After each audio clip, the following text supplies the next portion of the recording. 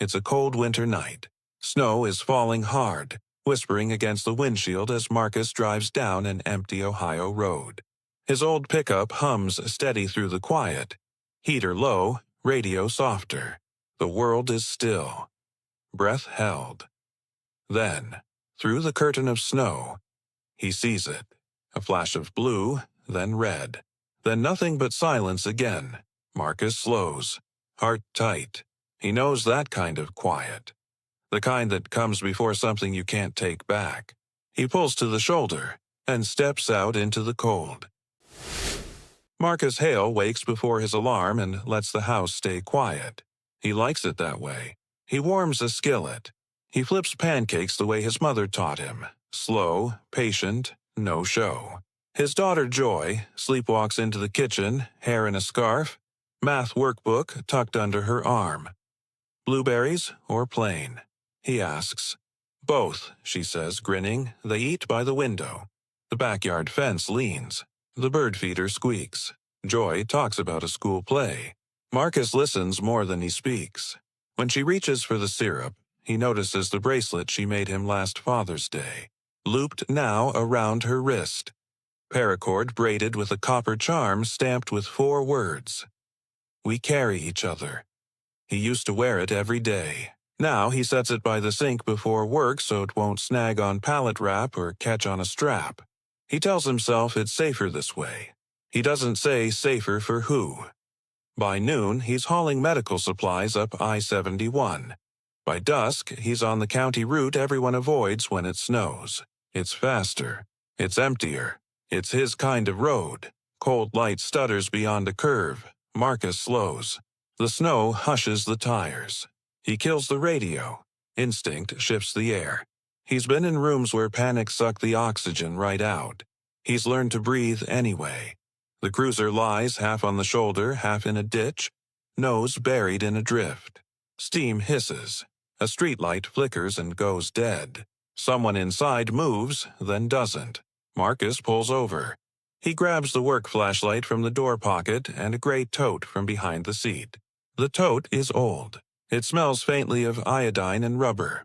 He tells himself he keeps it for storm kits and warehouse cuts. He knows better. Hey, he calls, boots crunching. You hear me? The windshield is spidered with cracks. The driver's side is pinned against a post. Inside, a woman in a uniform slumps over the wheel. Pale hair matted with snow. Skin white as paper. Her lips are going blue. Her eyes flick to him, unfocused. Don't move, he says, voice calm, steady. You're not alone. She tries to answer, but it comes out as a thread. Help, she whispers. I can't feel. I've got you. He clicks the light across the dash. The airbag hangs limp. The cabin smells like coolant and singed plastic. The seatbelt is jammed against a crumpled column. He sees the problem fast and wishes he hadn't. A dark wetness spreading along her side where the vest buckled and bit. Not a small bleed. Not a slow one. Name? He asks. Tell me your name. She blinks hard, fighting for the word. Ellie, she breathes. Ellie Ward. Okay, Officer Ward. I'm Marcus. Stay with me. He braces the door and pulls. It won't give. He plants his shoulder and grinds his boots into the snow. Metal groans. A gap opens. Cold air slaps his face. He wedges himself in and finds the belt's locking tab with numb fingers. No dice. He digs in the tote and finds his trauma shears. 2 quick bites. The strap drops. Ellie, look at me. She tries. Tears freeze at the corners of her eyes. I'm gonna make pressure here, he says. It'll sting. Then it'll get better. She nods a little. Or maybe the car shakes and he pretends it's a nod. He slides a folded bandage beneath his glove, presses into the wound, and counts his breaths. Not long, not gentle. Just right now. Her back arches against the seat. A small sound escapes her. I know, he says. I know. Her gaze skitters to the mirror, the road, the dark trees, and back to him. They ran me off, she whispers. 2 trucks.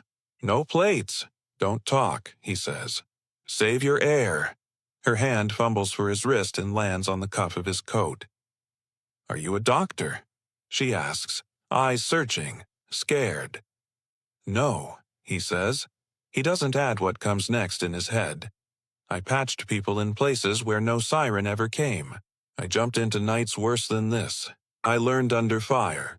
I counted compressions instead of hours. He doesn't say Air Force pararescue.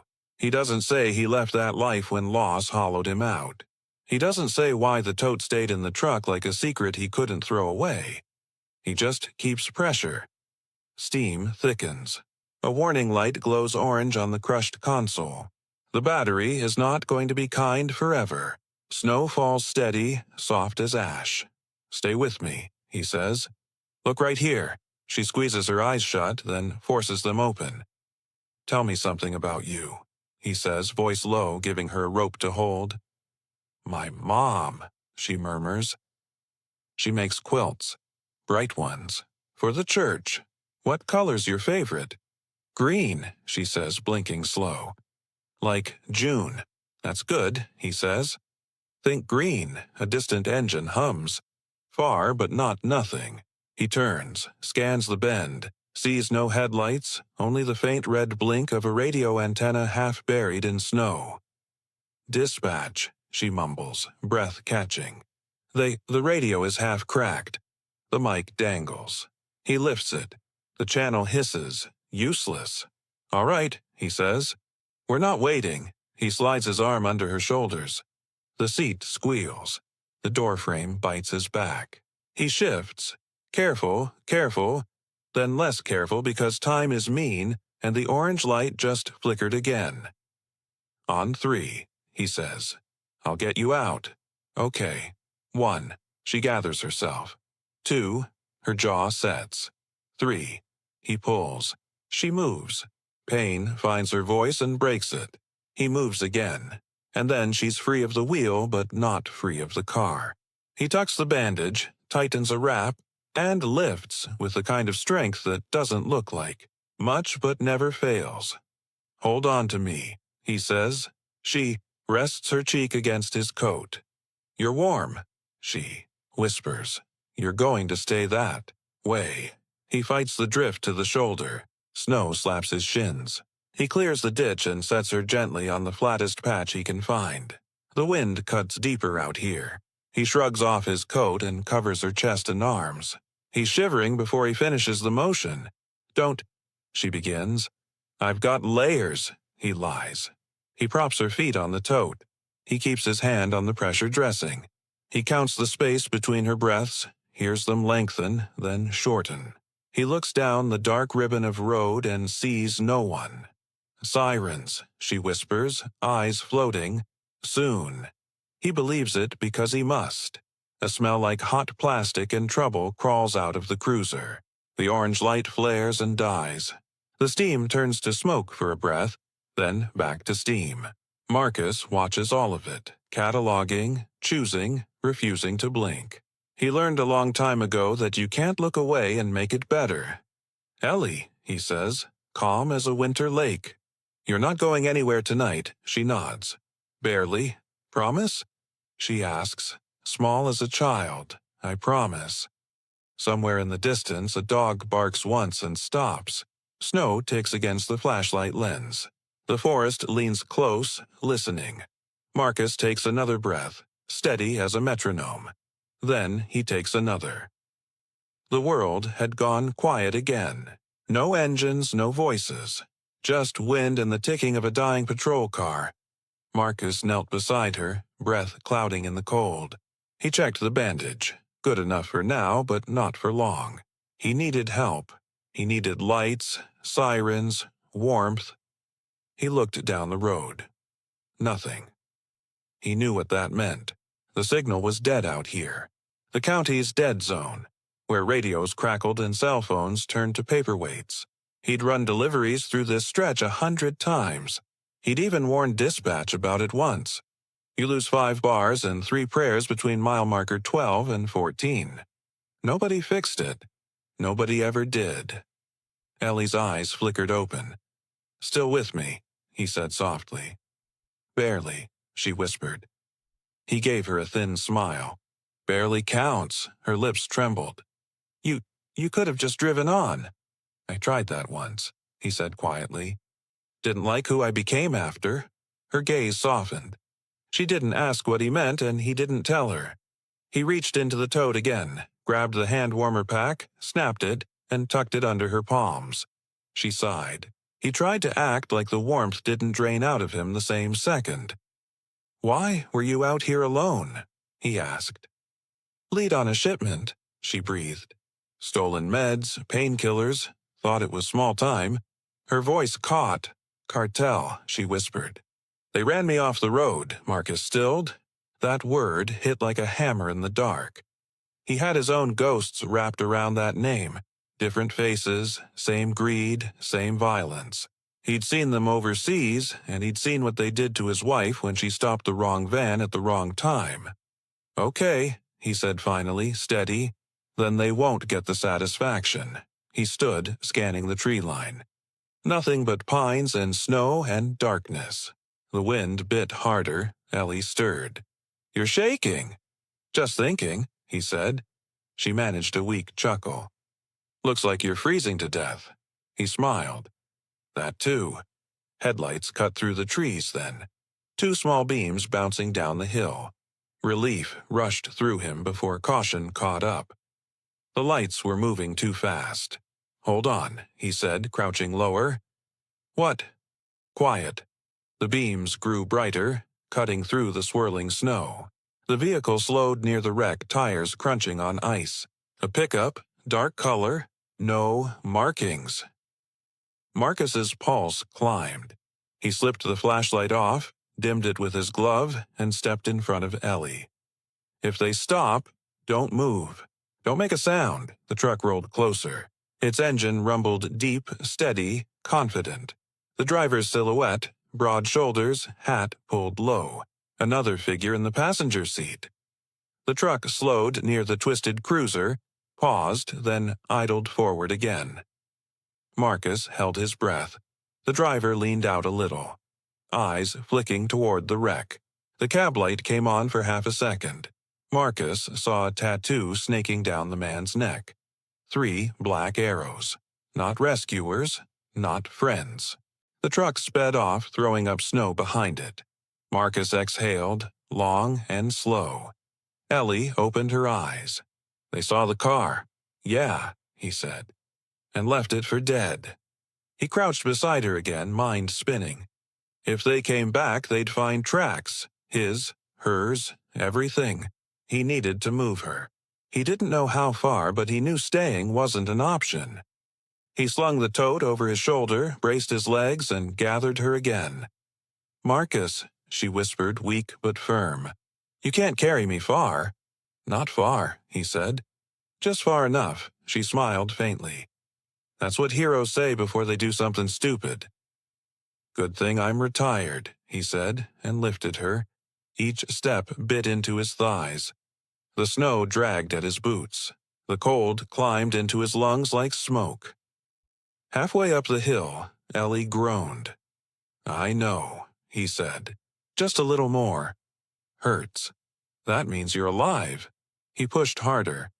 The forest opened up slightly, clearing, power lines overhead, and just beyond, a faint amber glow. A farmhouse porch light, maybe. Salvation or illusion. He didn't care. He followed it. When he reached the edge of the trees, he saw the source. A weather-beaten barn with a single motion light swaying in the wind. It flickered every few seconds, but stayed on. He set Ellie down gently on a hay bale near the open side door. Inside smelled of straw and old oil. No one had used it this season. He took off his gloves, checked her pulse again. Weak, but still there. "You're safe," he said. "At least for now." She blinked at him. "Why do you sound like you've done this before?" "Because I have." Her breathing steadied a little. "Were you military?" He hesitated, then nodded once. "Air Force," he said quietly. "Rescue Division." She managed a small smile. "Guess it stuck." "Guess it did." He looked around for anything useful. Found an old tarp, a broken ladder, some rope, and a red gas can half full. He covered her with the tarp and sealed the gaps with straw. Then he walked to the door, scanned the road again. The night was still, but it wouldn't stay that way. "Marcus," she said softly behind him. "Yeah?" "Thank you." He looked back. She was barely conscious now, but her eyes were clear. He nodded once. "Don't thank me yet." Then he took out his phone, lifted it toward the faint light, and watched the signal flicker. One bar, then none, then one again. He hit 911. Static. Then a voice. "Emergency services, hello?" He didn't breathe, afraid the signal would vanish. "Officer down," he said quickly. "Route 9 near Miller's Crossing. White female, badge number 7413, heavy bleeding, chest trauma." "Send everything you've got," the signal cracked. "Copy that. Stay, line, gone." He stared at the phone, then looked back at Ellie. "Help's coming," he said. She smiled, faint and drowsy. "You're a good man," he almost laughed. "Don't spread rumors." Then he sat beside her, leaned his back against the cold barn wall, and let the silence wrap them both. For the first time in years, he wasn't thinking about what he'd lost. He was thinking about what he might still save. Outside, snow kept falling. Inside, two strangers held on to warmth and hope, waiting for sirens that still hadn't come. The world stayed frozen in that barn. Time, sound, breath. Marcus could hear the faint thud of his own pulse under the wind. He looked at Ellie. Her lips were pale now. The color had drained from her face, and each breath came with a shallow tremor. He checked her pulse again. Weak, but there. Still there. "Hang on," he murmured. "They're coming." He didn't know if he believed it, but she did. That was enough. Minutes stretched thin. Then, faint at first, came the echo of sirens. Not from town, but distant, bouncing off the trees. Swallowed by snow and wind. He stood, stepped into the open and waved his flashlight in a slow, steady rhythm. 1, 2, 3. Pause. 1, 2, 3. The universal call for alive. Red and blue flickers cut through the fog like ghosts. Then a plow truck. Then an ambulance close behind. Tires hissed. Doors slammed. Voices shouted, "Here!" Marcus yelled. Inside the barn. Paramedics rushed in, kneeling beside Ellie. The first one, a woman with frost on her hairline, took one look and called out, "She's still got pressure dressing. Who did this?" Marcus backed up a step, shivering. "I did what I could." She checked the bandage, her eyes widening. "You didn't just do what you could. You bought her an hour." They worked fast. IV line, oxygen mask, clean dressing. The other medic lifted Ellie's wrist to place a monitor, then stopped. "What's this?" he asked softly. Marcus saw it too. Her hand still clutched his bracelet. The one his daughter made. He tried to take it back, but Ellie stirred weakly and whispered through the oxygen mask. "Leave it. Please." He froze, then nodded. "It's yours for now." They loaded her onto the stretcher, secured her, and rolled her toward the ambulance. Marcus followed to the door, snow still swirling around his boots. A sheriff's SUV pulled up next, lights washing the barn in blue. A tall man in a winter coat stepped out. Gray at the temples. Tired, but sharp eyes. "Who's the Good Samaritan?" he called. Marcus raised a hand halfway. "That'd be me." The sheriff walked closer, squinting at him through the snow. "You the one who called it in?" "Yes, sir. Name?" "Marcus Hale." The sheriff studied him, then glanced toward the ambulance. "You a medic or something?" "Used to be," Marcus said. "Long time ago." The sheriff nodded slowly. "Well, Mr. Hale, she's alive because of you." Marcus didn't answer. He just watched as the back doors of the ambulance closed. Ellie's eyes were open, barely, and in that moment she looked straight at him. She mouthed one word. "Promise." He nodded once. She closed her eyes. The ambulance pulled away, siren fading into the distance. The lights dimmed against the snow until there was nothing but white again.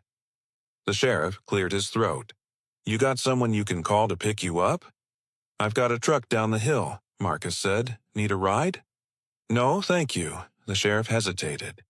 "You sure you're all right?" Marcus gave a small smile. "Been worse." The sheriff studied him one last time, then tipped his hat and headed back to his car. When the road was quiet again, Marcus turned back toward his truck. He climbed inside, started the engine, and let the heater roar. For a long time, he didn't move. His hands shook on the steering wheel. Not from cold, but from the weight of what almost happened. He looked at his wrist. The bracelet was gone. He smiled faintly. "Guess it's where it's needed." Then he drove home through the falling snow, headlights slicing through the white silence. Morning came slow and gray. Marcus parked outside his small house just as Joy opened the curtains. She waved from the window. He tried to wave back, but something in him trembled. He hadn't realized how close he'd come to not seeing that little face again. Inside, the smell of coffee and toast hit him like a memory of peace. "Daddy, you look tired," Joy said, climbing onto a chair. "Just a long night." She studied him, wise beyond her 10 years. "You were helping somebody again, weren't you?" Marcus smiled softly. "Something like that." She reached for his wrist. "Where's your bracelet?" He hesitated. "I loaned it to someone who needed it more." Joy thought about that. "Then you'll get it back," she said simply. He kissed the top of her head. "Maybe I already did." That night he couldn't sleep. Every time he closed his eyes, he saw the snow, the wreck, the blood, the light fading from Ellie's face. He'd left that life behind, the one where seconds meant life or death. But it had found him anyway, and deep down he knew it wasn't over. Something about the way she said they ran me off wouldn't leave his mind. He reached for his phone, scrolling through the local news. Nothing about an officer down. Nothing about a crash. Nothing about cartel suspects. Too quiet. He stared at the screen until it dimmed. Then he whispered into the dark, "Guess I'm not done yet." He didn't know who he was saying it to. His wife, the world, or himself. But he meant it. Outside, the wind shifted and the night felt like it was listening. 3 days passed. The storm cleared, the roads thawed, and small-town life snapped back to its rhythm. But inside Marcus Hale's chest, the quiet didn't feel right anymore. He'd told himself he'd done his part. Saved a life, gone home. End of story. But heroes who've seen too much know better. Stories don't end just because you want them to. That morning, as the sun broke through frost on his porch, his phone buzzed. Unknown number. He almost ignored it. Then something told him to answer, "Mr. Hale." The voice was firm but kind, slightly formal. "This is Captain Ross from the county sheriff's office." Marcus sat up straighter. "Yes, sir. You were the one who pulled Officer Ward out of that wreck, correct?" "Yes. Well, she's awake." Marcus didn't speak. "She's asking for you." The hospital smelled like antiseptic and hope. Marcus followed the signs to the intensive care wing. His boots echoed on tile floors that felt too clean for what he'd seen. When he reached room 214, a nurse smiled faintly. "She's been waiting on you." Inside, Ellie Ward looked pale but alive. Tubes gone, bandages trimmed down.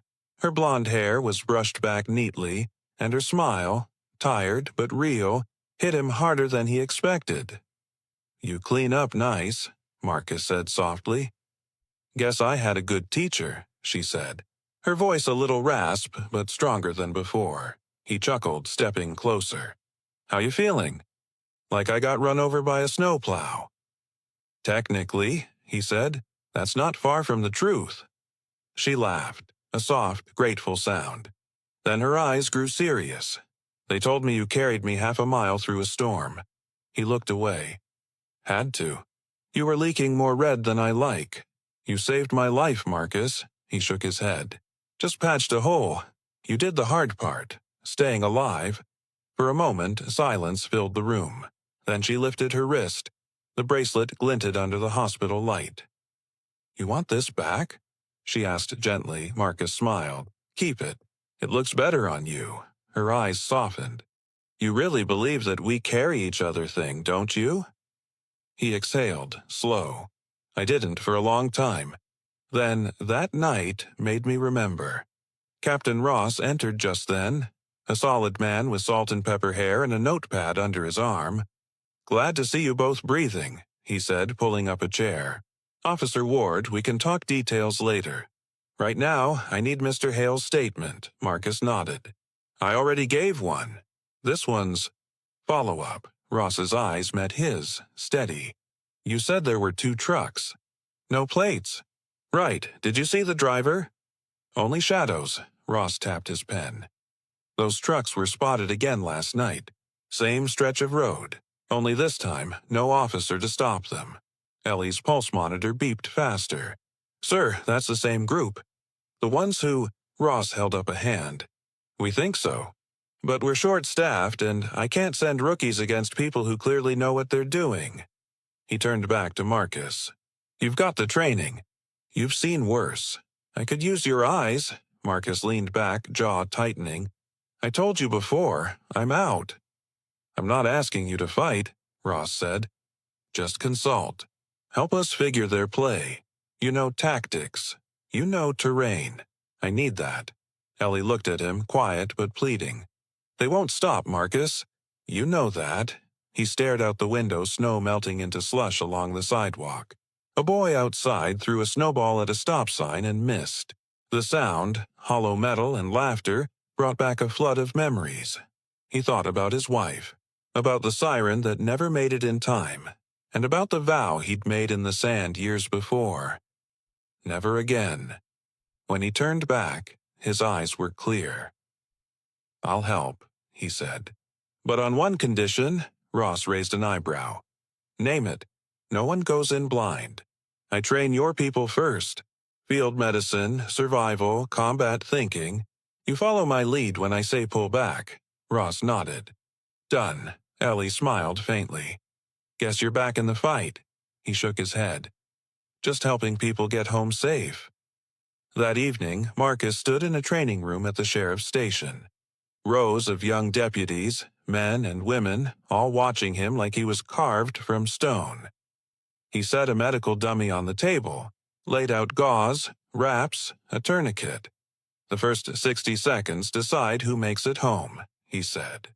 "You freeze, you die, you panic, you lose someone else. But if you breathe," he paused, looking around the room, "you buy time, and time saves lives." They hung on every word. Ellie watched from the back, still weak but upright. Ross stood beside her, arms crossed, pride hiding behind his scowl. Marcus showed them how to stop bleeding, how to pack a wound, how to keep a pulse under pressure. He corrected their grips, their angles, their breathing. When class ended, the youngest deputy, a nervous redhead barely out of college, approached him. "Sir," she said quietly, "why'd you stop doing this work?" He smiled sadly. "Because it hurts when you can't save everyone." She nodded, eyes wet. "And now?" He thought for a moment. "Now I remember that saving even one is enough." That night, Marcus stood alone in the parking lot. Ellie limped out to meet him, coat drawn tight. "You know," she said, "you've changed the tone around here. People walk taller," he smiled. "Maybe they just learned to breathe." She hesitated. "We're going after those trucks in 2 days. You'll be in the command van, right?" "Observation only," he said. "Right," she teased. "Observation," he chuckled. "Don't worry. I don't run toward gunfire anymore." But deep down they both knew he would, if he had to. They stood in the cold, the snow starting again, soft and slow. Ellie looked up. "You ever wonder why people like us end up in moments like that?" "Because life keeps testing the ones who've already passed," he said. She smiled. "That's poetic, Hale." "Don't tell anyone," he said. Ruins my tough image, they both laughed quietly. The kind of laugh that happens after too much pain, too many nights wondering why you're still here. Above them, the station light flickered. The wind carried the smell of diesel and winter. And somewhere deep inside, Marcus knew this wasn't the end of the story. It was the start of something bigger. The night of the raid came cold and clear, stars like frost above the county, the kind of quiet that always shows up before trouble. Marcus stood inside the sheriff's mobile command van, headset on, eyes on the screens. Drones streamed thermal images of the old rail yard at the edge of town, warehouses, trucks, men with rifles pacing in the dark. He felt the old rhythm stirring in his blood. Focus. Breathe.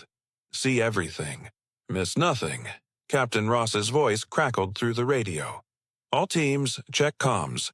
Team 1, ready. Team 2, ready. Team 3, holding north side. Marcus leaned closer to the feed. There, he said quietly. Rear exit. That's your choke point. If they run, they'll use it. Ross nodded. Copy that. Ellie's voice came next, firm, steady, a little lower than before. This is Team 2, moving on the east wall. Marcus smiled slightly. Still giving orders like she never left the hospital, he muttered. The operation began. Flashlights off, boots whispering against gravel. The first team breached. A flashbang flared, then shouting, shots, chaos. Marcus's heart slammed against his ribs. He gripped the desk, eyes glued to the screen. Team 2, report, Ross barked. Static. Then Ellie's voice, breathless. 2 suspects down, 1 heading for the back door. Wait, he's got something in his hand. Marcus zoomed in on the feed. The suspect, tall, lean, face half hidden, held a black device with a red light blinking at the top. Ross, Marcus snapped. That's a detonator. Ross spun toward him. You sure? 100%. You breach that door and you'll light up the whole block. Ellie's voice. He's reaching for the trigger. Marcus didn't think. He grabbed the spare headset mic and cut in. Ellie, listen to me. Do you see a wire running from that trigger to the door frame? Yes, red. Good, don't let him move. Keep him talking. You've got 1 shot, center mass, low chest. It'll drop him without hitting the charge. She didn't hesitate. Copy. A heartbeat later, a single crack cut through the air. Then silence. The red light on the detonator flickered, then died. Ross exhaled. Target down. Building secure. Cheers broke out across the comms. Marcus sank back in his chair, letting the weight of the moment wash over him. No casualties. No explosions. No more good people left in the snow. Hours later, the rail yard glowed with police lights. Officers moved in a rhythm of relief. Laughter, exhaustion, disbelief. Ross walked over, shaking his head. You saved our hides again, Hale. We owe you dinner at least. Marcus smiled faintly. I'll take coffee. Ellie approached, helmet off, cheeks flushed from the cold. You know, she said, you really need to stop being right all the time. He chuckled. Bad habit. She looked around at her team, tired, alive, breathing, then back at him. They're all here because of you. He shook his head. No, Ellie, they're here because of you. I just pointed the flashlight. She stepped closer, studying him. You ever think maybe that's what you were meant to do? Light the way for people? He thought about it. About his wife. About Joy. About the road that refused to let him drive past a dying woman. Maybe, he said softly. Or maybe I just finally figured out what I was fighting for. A week later, the station's break room was filled with coffee steam and quiet pride. Ellie pinned a small silver medal on the wall of honor. Not hers, not official, but symbolic. Beneath it, a card read, For the one who never left anyone behind. Marcus stood beside her, hands in his pockets. You didn't have to do that, he said. She smiled. Yeah, I did. Across the room, Ross raised a mug. To Hale, who proved that courage doesn't need a badge. Applause rippled through the room. Marcus nodded politely, embarrassed, then excused himself and stepped outside. Snow was falling again. Soft, lazy flakes under the yellow streetlight. He breathed in deep. The air was cold, but it didn't hurt anymore. A small car pulled up. Joy leaned out the window, grinning. "Dad, you ready?" "Almost," he said, walking over. On the dashboard, hanging from the mirror, was his bracelet. Cleaned, polished, waiting. He looked at her. "Where'd you find that?" "Mail came this morning," Joy said. No name on the box, just a note. He promised. He smiled. Slow, full, alive. "Let's go home, baby girl." She laughed. About time. As they drove away, the road stretched ahead, silver under moonlight. Behind them, the station lights glowed warm and steady. Before them, a quiet life. No medals, no fanfare, just purpose. Marcus Hale, the man who once walked away from the world, had finally come home to it. And this time, he wasn't leaving anyone behind.